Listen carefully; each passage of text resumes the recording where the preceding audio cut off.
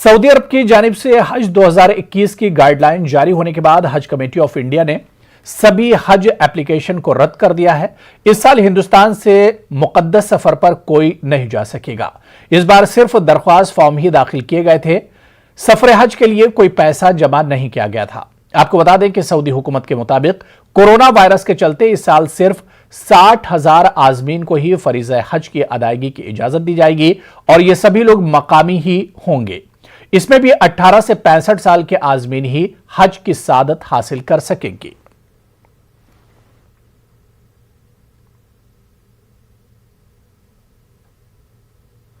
कौमी अक़लियती कमीशन जल्द ही मुकम्मल तौर पर डिजिटल हो जाएगा, क्योंकि सोशल मीडिया पर एक्टिव होने के बाद अब कमीशन अपना मोबाइल ऐप ला रहा है।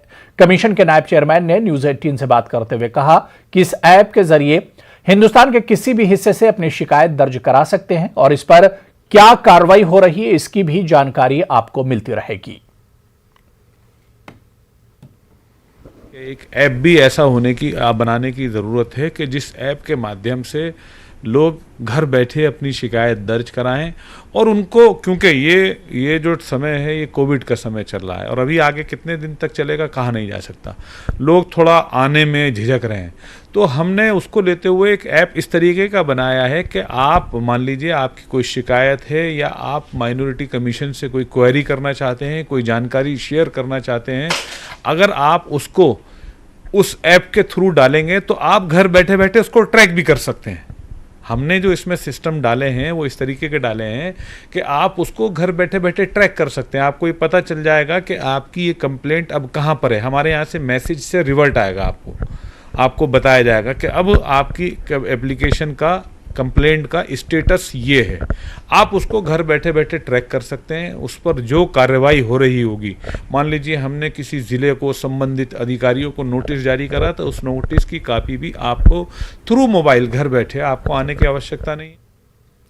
दिल्ली में दरगाह अजमेर कमेटी के इंतखाबात का इनेकाद किया गया। इसमें अमीन पठान को मुत्तफ़क़ा तौर पर दरगाह अजमेर कमेटी का चेयरमैन मुंतखब किया गया, जबकि मुनव्वर खान को दरगाह अजमेर कमेटी का नायब सदर मुकर्रर किया गया है। तमाम 9 मेंबर्स इस चुनाव में शामिल हुए और मुत्तफ़िक़ा तौर पर अमीन पठान और मुनव्वर खान का इंतखाब हुआ। न्यूज़ 18 से बात करते हुए अमीन पठान ने कहा कि पहले और बेहतर काम करने की कोशिश करेंगे। तरक्याती कामों को मजीद वसअत दी जाएगी और जल्द ही दरगाह अस्पताल का काम मुकम्मल किया जाएगा। जी, मैं तमाम जो हमारे मेंबरान है और जो हमारे ऑनरेबल मिनिस्टर है अक़लियती मामलात के जनाब मुख्तार अब्बास नकवी साहब का उनका शुक्रगुजार हूँ, उनका शुक्रिया अदा करता हूँ कि उन्होंने मुझ पर भरोसा किया।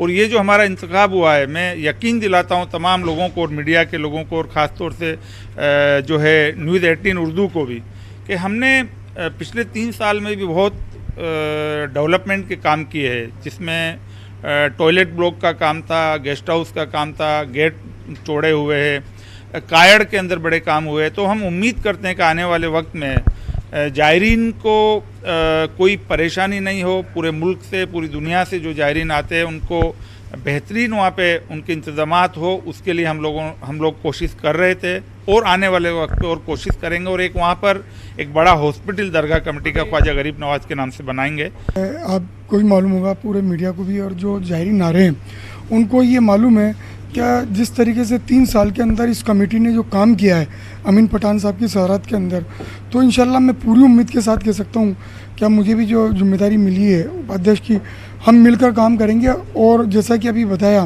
कि हॉस्पिटल खोलेंगे तो इंशाल्लाह हॉस्पिटल खुलेगा, 1 साल के अंदर उसका काम भी पूरा हो जाएगा। और दरगाह के अंदर जितना डेवलप अब हुआ है, शादी पहले कभी नहीं हुआ। और जायरीनों की सुविधा का हमने पूरा ख्याल रखा है क्या जायरीन यहाँ आएँ, और जायरीन हमारे को फ़ोन करके भी बोलते हैं क्या जिस तरीके का पहले जो था क्या लोगों का हमारा रवैया, उस रवैये में भी चेंज आया और दरगाह कमेटी ने अच्छा काम किया। आगे भी और बेहतर होगा इंशाल्लाह, और आगे और अच्छा काम। आगे बढ़ेंगे। गाजियाबाद के लोनी थाने में कल एक बुजुर्ग की पिटाई का वीडियो वायरल हुआ था। वीडियो में देखा जा सकता है कि कुछ नौजवान बुजुर्ग की पिटाई कर रहे हैं और उनकी दाढ़ी भी काटी गई। मामले में कौमी हुकूक इंसानी कमीशन ने रिपोर्ट भी तलब की है। पुलिस की जांच में यह बात सामने आई है कि ये लोग एक दूसरे को जानते थे। अब्दुल समद तावीज बनाने का काम करते हैं, जिसको लेकर ही कुछ तनाजा हुआ। पुलिस के मुताबिक अगवा जैसी कोई बात सामने नहीं आई और ना ही मजहबी नारे लगवाने की बात सामने आई।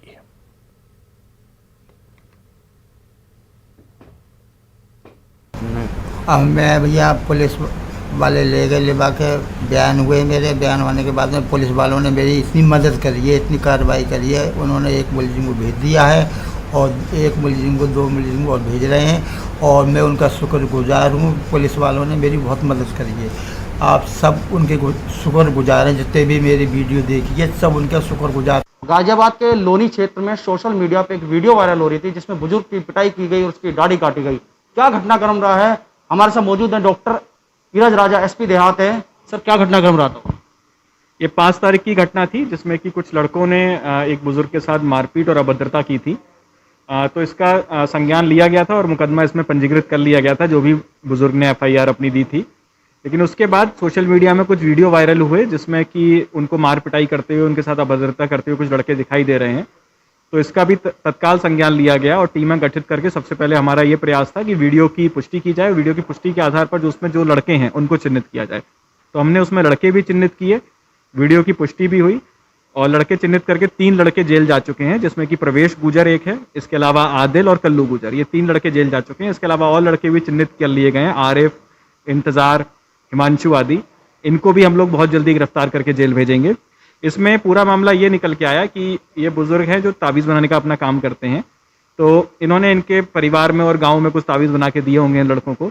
तो उसी बात पे इनमें कुछ खिन्नता थी इनसे, तो इन्होंने इनको बुलाया अनूप शहर से कि आप आइए, और इनके आने के बाद ये उनके घर पर पहुंचे। प्रवेश के घर पर इनको बुलाया गया था। वहाँ पर प्रवेश और उसके साथियों ने इनके साथ अभद्रता की, मारपीट की और जो कि सब चीज़ें बहुत गलत थी और बहुत ही ख़राब उसका संदेश जा रहा था। तो इसमें पुलिस ने त्वरित कार्रवाई की और 3 अभियुक्तगण जेल जा चुके हैं। अपहरण करने की बात भी सामने आ रही है कि अपहरण किया गया, नारे लगवाए गए, इस पर क्या कहना? देखिए, अब तक जो तथ्य सामने आए हैं उसमें यह था कि ये बुजुर्ग हैं, एक स्कूटी पे बैठ के गांव में पहुंचे थे प्रवेश के घर पे। इसके अलावा प्रवेश एवं अन्य जो लड़के हैं, कुछ लड़के, उनसे इनके लगातार इनसे बातचीत वगैरह होती रहती थी इन लोग की। तो ऐसा नहीं था, ये उनको पहले से जानते थे और जानकारी पर ही, ये बुलाने पर ही वहाँ पर गए थे। तो अपहरण वाली बात अभी तक पुष्टि नहीं हुई है और ये अपनी मर्जी से वहाँ पर गए थे। इसके अलावा कोई भी धार्मिक नारे या इस तरह की बात भी अभी तक ना उसका कोई वीडियो हमको मिला है, ना कोई इस तरह की बात संज्ञान में आई। सोशल मीडिया पे बहुत ट्रोल किया गया इस बात को लेकर। हाँ बिल्कुल, इसमें सोशल मीडिया में काफ़ी लोगों ने कुछ गैर जिम्मेदाराना पूर्वक रवैया अपनाया। इन्होंने बिना पुष्टि किए इस तरह के वीडियो डाले और सर्कुलेट किए फेसबुक से माध्यम से, ट्विटर के माध्यम से। तो इन सभी लोगों को हम चिन्हित कर रहे हैं और इन सब के विरुद्ध भी हम बहुत कठोर कार्रवाई करेंगे। अभी सर कितने लोग ऐसे रह गए हैं जिनकी गिरफ्तारी बाकी है? अभी लगभग 4-5 लोग और लड़के चिन्हित किए गए हैं। तो लगातार टीमें लगी हुई हैं। अभी ये सब अपने घरों से फरार हैं। इनके परिजनों से भी पूछताछ की जा रही है। बहुत ही जल्दी हम इन सबको गिरफ्तार कर लेंगे। नांदेड़ असलाह जब्ती मामले में मुंबई की स्पेशल कोर्ट ने आज एक अहम फैसला देते हुए नांदेड़ असलाह जब्ती मामला मोहम्मद इलियास और मोहम्मद इरफान को बाइज्जत बरी कर दिया, जबकि मोहम्मद सादिक, मुजम्मिल और मोहम्मद अकरम को 10-10 साल की सजा सुनाई है। सभी मुलजिमीन पिछले 9 साल से जेल में कैद हैं। मुलजिमीन के लिए जमियत उलमा अरशद बद्दी ग्रुप की जानिब से अदालत में पैरवी की जा रही थी। 3 मुलजिमीन को सजा के खिलाफ मुंबई की स्पेशल अदालत के फैसले को जमियत उलमा हाई कोर्ट में चैलेंज करेगी।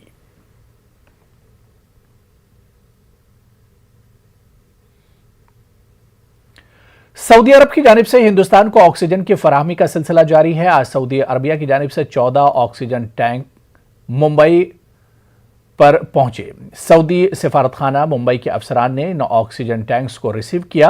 वाज़ेह है कि इससे कबल भी हुकूमत सऊदी अरबिया की जानिब से हिंदुस्तान को कोविड से लड़ने के सिलसिले में ऑक्सीजन फराहम की गई है। मध्य प्रदेश में कोरोना की दूसरी लहर पर काबू पाने और कोरोना रिकवरी शरह 98% से ऊपर पहुंचने के बाद रियासत के सरकारी और प्राइवेट स्कूलों में दाखिला शुरू कर दिया गया है। हालांकि दाखिले का पहला दिन होने के सबब स्कूलों में इक्का दुक्का तलबा ही दिखाई दिए। हुकूमत की जानिब से 9वीं से 12वीं जमात तक के तलबा के दाखिले का अभी वही ऐलान किया गया है। वहीं तलबा की एक बड़ी जमात का कहना है कि कोरोना कहर और माली मुश्किलात के सबब इनके घर की माली हालत ऐसी नहीं है कि वो अपने तालीमी सिलसिले को जारी रख सकें। भोपाल की कदीम समाजी तंजीम Muslim Education and Career Promotion Society ने ऐसे तलबा जो माली मुश्किलात से दो चार हैं उनके तालीमी सिलसिले को जारी रखने का ऐलान किया है। ये अभी हमारी सबसे पहली तो प्रायोरिटी ये है कि जो माशी एतबार से बुरी तरह टूट चुके हैं पेरेंट्स, उनको हौसला दें और उनको ये समझाइश दें कि आप परेशान ना हो और आप अपने बच्चों के स्कूल में दाखिले कराएं और उनकी फ़ीस का, किताबों का और जो भी उनके मसाइल हैं उसमें इंशाल्लाह मीकैप्स उनकी पूरी मदद करेगा। और जो भी ताउन होगा, मीकैप्स ने गुज़िश्ता साल भी इस तरह के बच्चों की मदद की थी और इस साल भी इंशाल्लाह वो करेगा। देखिए, मीकैप्स ने हमेशा से एक प्लेटफॉर्म के तौर पर काम किया है और इसमें हम ये करते हैं कि हमारे पास बच्चों के वालिदैन को और स्कूल के टीचर्स को और शहर के आवाम को ये मालूम है कि मीकैप्स ऐसा इदारा है जो बच्चों को वज़ाइफ तकसीम करता है। तो इसलिए बहुत ज़्यादा किसी को कोई आर महसूस नहीं होता मीकैप्स में रुजू करने के लिए। तो लोग आते हैं और फॉर्म फिल कर देते हैं और फिर उसके बाद हम बाकायदा उनकी स्क्रीनिंग करते हैं। कुछ बच्चों के इंटरव्यू होते हैं, उनके पेरेंट्स के इंटरव्यू होते हैं और फिर हम लोग उनके आस पड़ोस में रहने वाले या स्कूल के टीचर्स या जो लोग भी उनको जानते हैं उनसे कुछ मालूमात हासिल करते हैं और उसके बाद हम मुस्तहिक की पहचान कर सही मुस्तहिक तक मीकैप्स की मदद पहुँचे, इस पर काम करते हैं और इंशाल्लाह इस साल भी ऐसे ही करेंगे। हालात भी बहुत मुश्किल में आए हैं और हम खुद बहुत परेशान हैं क्योंकि जिन बच्चों को हम गुज़िश्ता सालों से स्कॉलरशिप दे रहे थे उनको कंटिन्यू रखना ही हमारे लिए बड़ा चैलेंज है। लेकिन हम उम्मीद करते हैं इंशाल्लाह ताला कि जो मुखय्यर हज़रात हैं वो इस मुश्किल वक्त में अपनी खैर में इजाफ़ा करेंगे और कोशिश करेंगे कि वो ज़्यादा से ज़्यादा हमें डोनेशन दें और हम लोगों तक और ऐसे जो मुश्किल हालात में ज़िंदगी गुजार रहे हैं और जो तालीम के सिलसिले को जारी नहीं रख पा रहा है उनकी हम ज़्यादा मदद कर पाएँ। और उधर महाराष्ट्र में आज से बाज़ाब्ता तालीमी सिलसिला शुरू हो चुका है। रियासती हुकूमत के जारी करदा आलामिया के मुताबिक शहरी हुदूद में वाक़ई स्कूलों के असातिज़ा को 100% हाजिरी लाजमी है, जबकि देही इलाकों के स्कूलों में 50% असातिज़ा हाजिर रहेंगे। स्कूल के जिम्मेदारों को मास्क, सैनिटाइजर और जिस्मानी फासले का ख्याल रखना होगा, ताहम तालीम ऑनलाइन ही दी जाएगी। स्कूल के जिम्मेदारों का कहना है कि हुकूमत की हिदायत के मुताबिक आज से बाज़ाब्ता ऑनलाइन तालीम का सिलसिला शुरू कर दिया गया है, लेकिन पहला दिन होने की वजह से तलबा की ऑनलाइन हाजिरी कम रही, ताहम गुजरते वक्त के साथ इसमें इजाफे की उम्मीद की जा रही है। कल सर्कुलर जो आया था तो उसके मुताबिक 15 जून से स्कूल को आगाज़ करने के लिए कहा गया था। स्कूल की तैयारी के लिए हमने पहले ही 14 जून को ही सभी को बुलाकर यहाँ स्कूल की सफाई और सैनिटाइज का अमल पूरा मुकम्मल कर दिया। महाराष्ट्र में आज से बाज़ाब्ता नए तालीमी साल का आगाज़ हो चुका है। स्कूल खुल चुके हैं, लेकिन ना घंटी बजेंगी और ना ही बच्चे स्कूल में आएंगे। कोविड-19 के चलते ऑनलाइन तदरीस का अमल जारी रहेगा। औरंगाबाद शहर की बात की जाए तो औरंगाबाद शहर में तदरीसी स्टाफ को 100% स्कूल में रहना ज़रूरी है, जबकि 50% दही इलाक़ों के असातिज़ा को 50% हाज़िरी लाजमी है। अब ये तदरीसी अमल बच्चों के लिए कितना कारआमद साबित होगा ये तो मुस्तक़बिल में ही पता चल जाएगा, लेकिन फ़िलहाल ये कहा जा सकता है कि ऑनलाइन ही सही तदरीसी अमल शुरू हो चुका है। अजहरुद्दीन, न्यूज़ 18 उर्दू, औरंगाबाद। तो वहीं महाराष्ट्र के महकमा सेहत ने आज से रियासत के स्कूल शुरू करने का हुक्म जारी किया था। पहले मरहले में मालेगांव के असातिज़ा स्कूल पहुंचे और बच्चों को ऑनलाइन तालीम दी जा रही है। जिन बच्चों के वालिदैन चाहते हैं कि उनके बच्चे स्कूल में हाजिर रहें, उनसे तहरीरी हलफनामा लेने के बाद बच्चों को स्कूल में बैठने दिया जा रहा है। समाजी दूरी, सैनिटाइजर और मास्क का इस्तेमाल लाजमी शर्त के साथ मालेगांव शहर के 100 से ज़ायद प्राइमरी स्कूल शुरू हो चुके हैं। हमारी स्कूलें जारी हो गई, बच्चे लोग आए, पुरानी किताब लेके दूसरे बच्चों को पुरानी किताब दिए गए और नई किताब अभी आएंगी। नई किताब आएंगी तो पहली क्लास वाले को दिया जाएगा। ऑनलाइन अगर शुरू हुआ तो ऑनलाइन शुरू नहीं कर सकते ना सर, ज़्यादातर बच्चे गरीब हैं, उनके लिए मोबाइल है नहीं। अगर स्कूल में पढ़ाई जारी रहती तो अच्छा होता। जब तक के इस ताल्लुक से वाज़ेह हिदायत नहीं रहेंगी स्कूल खोलने के ताल्लुक से, तो हम बच्चों को बुला नहीं सकते। जिस तरह भी हमारे पास होगा हम बच्चों को तालीम देने की कोशिश करेंगे। कोविड-19 की गाइडलाइन के मुताबिक एहतियात के साथ जैसा भी होगा, हमारे टीचर्स की कोशिश है कि बच्चों को तालीम से जोड़ा जाए और हम उसी सिलसिले में मेहनत कर रहे हैं। आज हमने जो है तो बच्चों को फ़ोन करके बुला रहे और उनसे जूनी किताबें जमा कर रहे, क्योंकि अभी तक की नई किताबें हमको मिली नहीं है।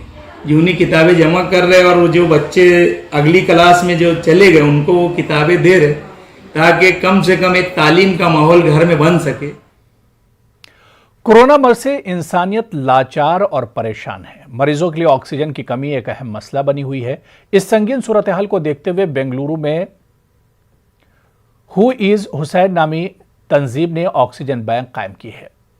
लो रेट फाउंडेशन के ताउन से शुरू की गई इस ऑक्सीजन बैंक में 51 मशीनें मौजूद हैं जो फ़ज़ा में मौजूद ऑक्सीजन को अखज़ करती हैं और अपने अंदर स्टोर कर लेती हैं। इस ऑक्सीजन बैंक में हेल्पलाइन मौजूद है जिस पर दरख्वास्त आने के बाद डिपॉजिट और किराया लिए बगैर ज़रूरतमंदों तक फौरी तौर पर ये मशीनें पहुंचाई जा रही हैं। लास्ट 2 वीक से हम लोग ये प्रोविज़न बेंगलोर में कर रहे हैं। ये कॉन्सेंट्रेटर इसलिए मंगाए हम लोग कि आप सबको जान रहे थे, सब हम लोग लास्ट 1 महीने में कितनी तकलीफ़ हो रही थी बेंगलोर के अंदर। ऑक्सीजन सिलेंडर्स रहने के बावजूद हम लोग को ऑक्सीजन सप्लाई नहीं मिल रहा था, ऑक्सीजन रिफिल नहीं हो रहा था। तो ऑक्सीजन कॉन्सेंट्रेट ऐसी मशीन है जो ऑक्सीजन डायरेक्ट जनरेट करती है और पेशेंट को प्रोवाइड करती है। एंड हम लोग का सर्विस डोर टू डोर है। सो जो भी ज़रूरतमंद है अगर उनका कॉल आता है, हम लोग का प्रोसीजर ऑफ वर्किंग ये है कि हम एक ओरिजिनल डॉक्यूमेंटेशन लेते हैं फॉर वेरिफिकेशन, ताकि कोई गलत लोगों के हाथ में ना जाए, जो ज़रूरतमंद है उनके तक पहुँचे।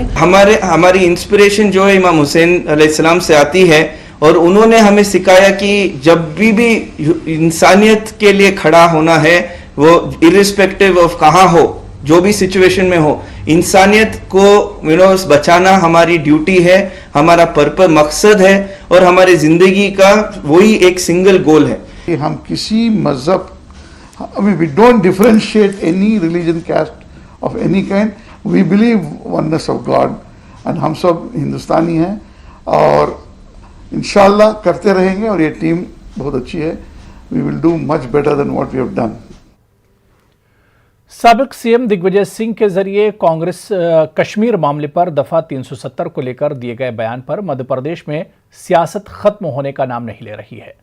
साबिक प्रोटेम स्पीकर रामेश्वर शर्मा ने अपने बयान में जहां 370 को अब कभी कश्मीर में नाफिज नहीं करने का ऐलान किया है, वहीं उन्होंने दिग्विजय सिंह एसपी बीएसपी को हिंदुओं के रूप में बाबर और औरंगजेब से तशबीह दी है।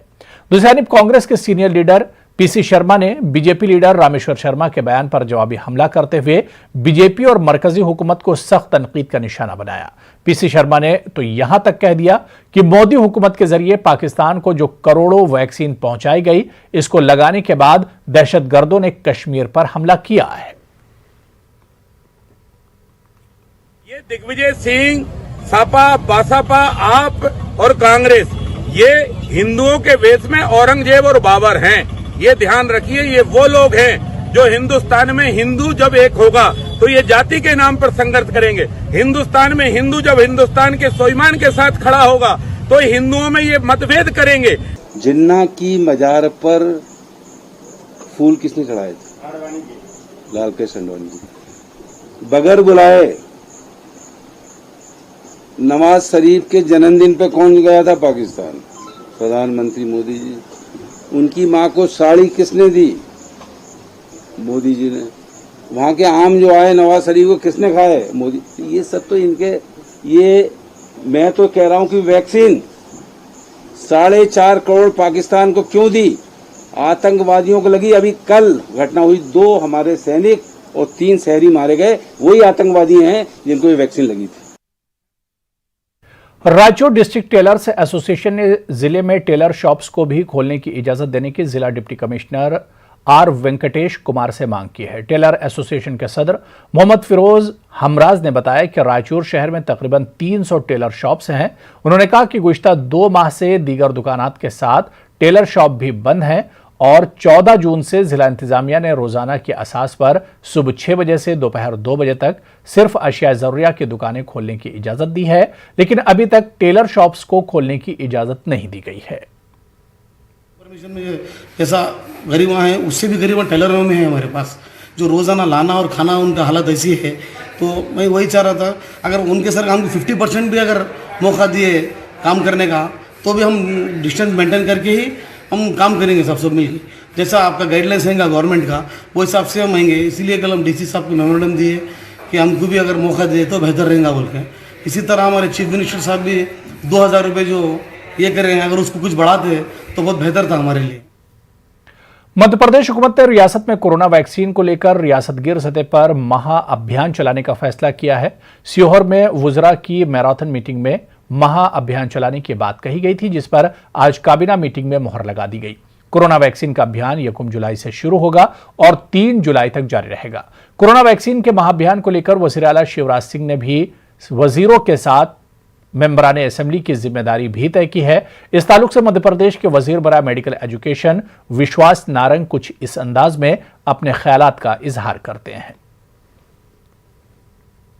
मध्य प्रदेश में वैक्सीन की स्थिति बहुत अच्छी है और कल माननीय मुख्यमंत्री जी के नेतृत्व में जो मंथन बैठक हुई उसमें ये निर्णय लिया गया है 1, 2 और 3 जुलाई को समग्र रूप से एक महा जागरण अभियान किया जाएगा मध्य प्रदेश में। इस जन जागरण अभियान में मध्य प्रदेश के जहां एक और माननीय मुख्यमंत्री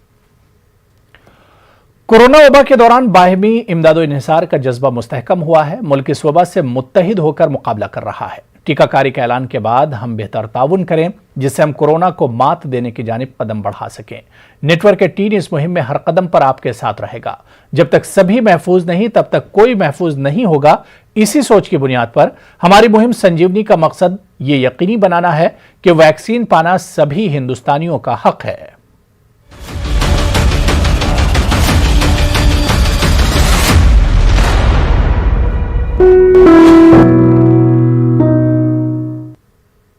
न डरिए न डराइए, सच जानिए और वही बताइए। प्लीज अफवाह मत फैलाइए। वैक्सीन ही है संजीवनी, इसे अपनाइए। और यही काम कर रहा है नेटवर्क 18, जो फेडरल बैंक के साथ मिलकर वैक्सीनेशन को लेकर बेदारी मुहिम चला रहा है, जिसका नाम है संजीवनी अ शॉट ऑफ लाइफ, और काम है बेदारी के जरिए कोरोना को मात देना।